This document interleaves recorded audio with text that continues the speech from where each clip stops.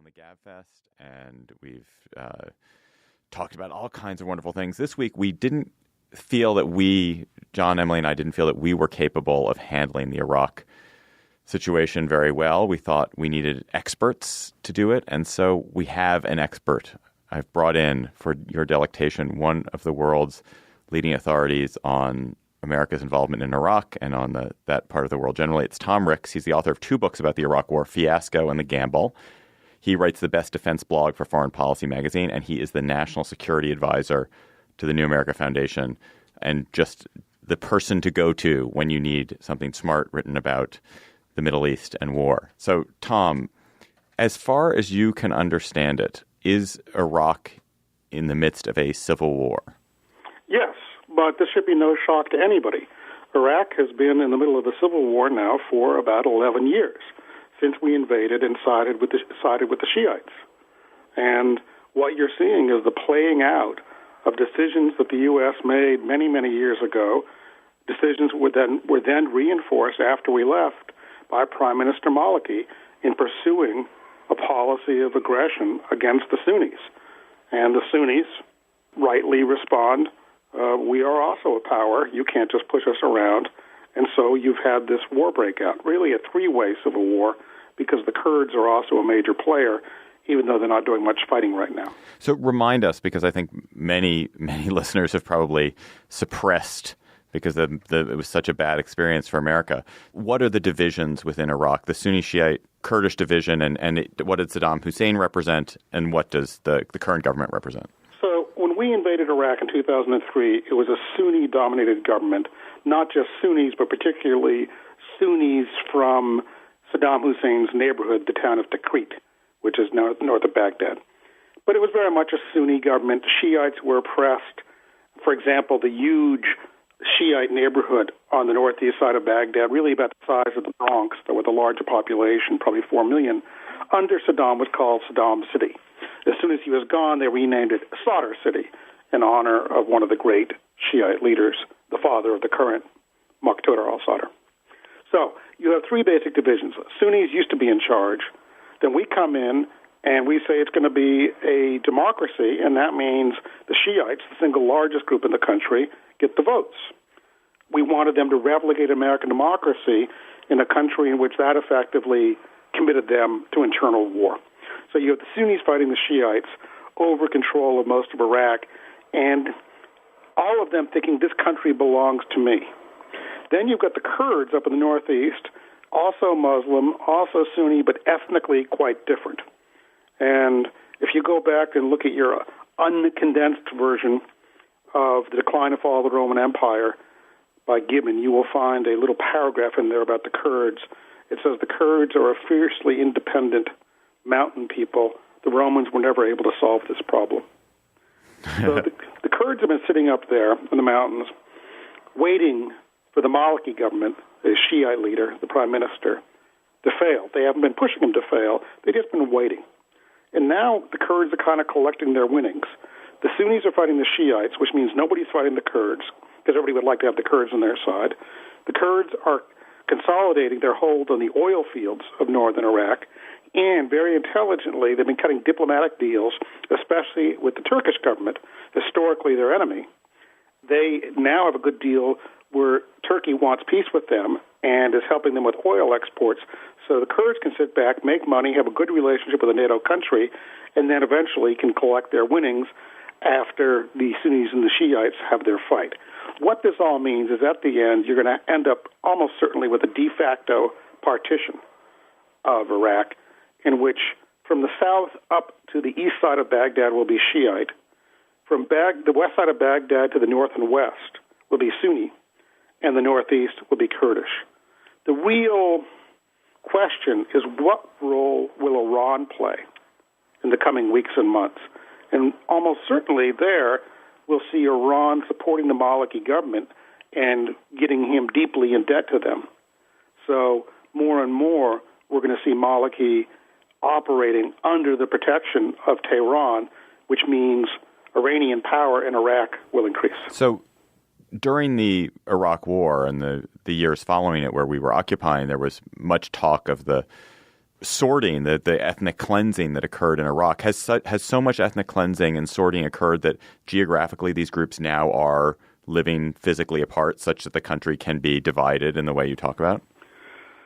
Well, yes and no. I mean, you will see great displacements of people because West Baghdad used to be heavily Sunni, and on our watch, especially in 2006, it was ethnically cleansed. So now a lot of Shiites live there, protected by Shiite militias that charge them rent. And that's a lot of where the money came from, is people paying rent to these taken over neighborhoods. It's as if the entire west side of New York was taken over by the Crips. And the Crips were charging rent to everybody for the apartments they'd stolen, basically. You know, that's a good money generator. Donald Trump is a gang leader. But you could easily re-cleanse western Baghdad, and I think that's what's probably going to happen eventually, is the Sunnis will take it back, and the Tigris River, which flows down the middle of the city, will become the dividing line between a Sunni western Baghdad and a Shiite eastern Baghdad, say not unlike Beirut nowadays. And what is the relative population weight of each of these groups? Well, that's been a huge argument for years, which is one reason a decent census has been taken. The best guess of experts is that Shiites are about 35%, Sunnis perhaps 20%, and Kurds perhaps 18%, then with a variety of other small minority groups thrown in. The Sunni groups that have taken back these cities, are they Iraqis or are these Syrian fighters or some mix? They appear to be some mix, but nobody really knows. We don't have a good handle on their numbers. And what the force was last week is not what the force is today, because a lot of people might have been laying low, figuring out which side they're on. Then when they see the success of this outfit in Mosul, they might have signed up. So what an outfit that might have had 3,000 fighters one day might have 10,000 the next day, many of them former Iraqi army soldiers who said, well, I'm going with the winning side. Does this civil war should it make Americans think, oh gosh, we never should have left? Or should we just thank our lucky stars that we're out of there and be sorry for the people who are suffering but not get involved again? It makes me think, oh God, we never should have gone there. One of the lessons here is you shouldn't invade a country if you don't understand it enough to know what to do once you get there, which we didn't as a country. I think that once we deposed Saddam Hussein and said we're going to go with majority rule or plurality rule, that almost inevitably made an Iranian takeover of part of the country inevitable. What it did make me rethink is I had always thought that having a residual force of Americans, about 10,000 troops you could do with a mechanized brigade, a combat brigade with armor and with some helicopters, would have been a good thing. But as I look at the situation today, I think, oh no, if we still had American forces there, the purpose would have been to prevent a coup by the army and to kind of reinforce the Maliki government and make him listen to us. If you had that force of, say, 10,000 Americans there now, we'd be facing two horrible questions. Do we pull them out under fire in a retreat that would look terrible, or do we reinforce them and start fighting again in a move that I also think would be terrible? And so I actually have come to think that Obama's instinct to get these Americans out and keep out was a good one.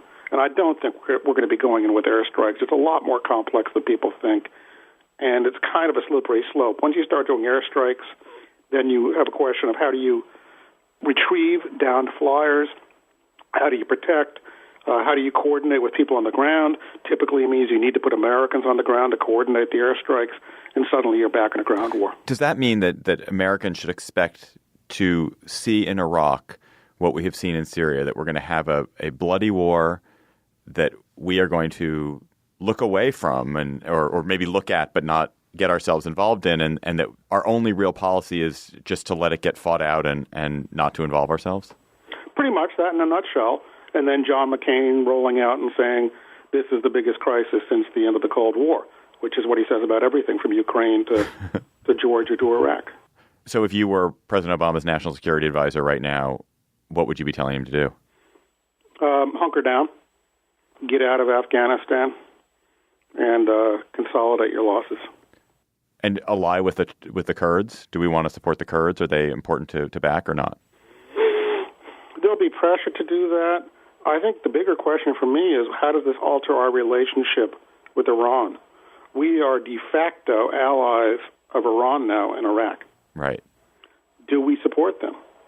mean, this is a country that sees us as a great Satan, a great enemy. Are we now in a position where the Iranian Revolutionary Guard is our ally and our proxy in Iraq? So last question. We have had in the last several weeks with Bergdahl, with the Karachi airport attack, with the elections in Afghanistan, with the friendly fire deaths in Afghanistan, with now what's happening in Iraq, with the ongoing Syrian war. We've had just a series of fires in these parts of the world where the U.S. has been engaged for the past dozen years. Do they all connect? Are they a single story, or are the events in Iraq and the events in Afghanistan and Pakistan, these are distinct events? No, I think they're all fruit of the poison tree. And I think the conduct of our war in Afghanistan was affected by the conduct of the war in Iraq. We took a lot of assets, important things like special forces and reconnaissance aircraft, out of Afghanistan in 2002 and into Iraq, into preparing for Iraq. So we kind of took our eye off the ball in Afghanistan early on to do a war that we should not have done in Iraq. So I think there are connections between these. The more tactical connection, though, is the Obama administration has a pattern of incompetence in execution, and I fear that will continue. They're tone deaf about the U.S. military. They use military phrases without understanding their meaning. When they talked about Bergdahl as honorable service, that was a thumb in the eye of every soldier who had given honorable service and knew the difference. So while getting Bergdahl, for example, was the right thing to do, the White House managed to do it in the worst possible way, and I fear we'll see more of this in the coming weeks and months from the national security apparatus in the White House. Tom Ricks, thanks for hunkering down with us. You're welcome. Tom Ricks is the author of 2 books about the Iraq War fiasco and the gamble. He writes the Best Defense blog for foreign policy, and he is a national security advisor at New America Foundation. We'll talk to you again soon, Tom. Okay, goodbye.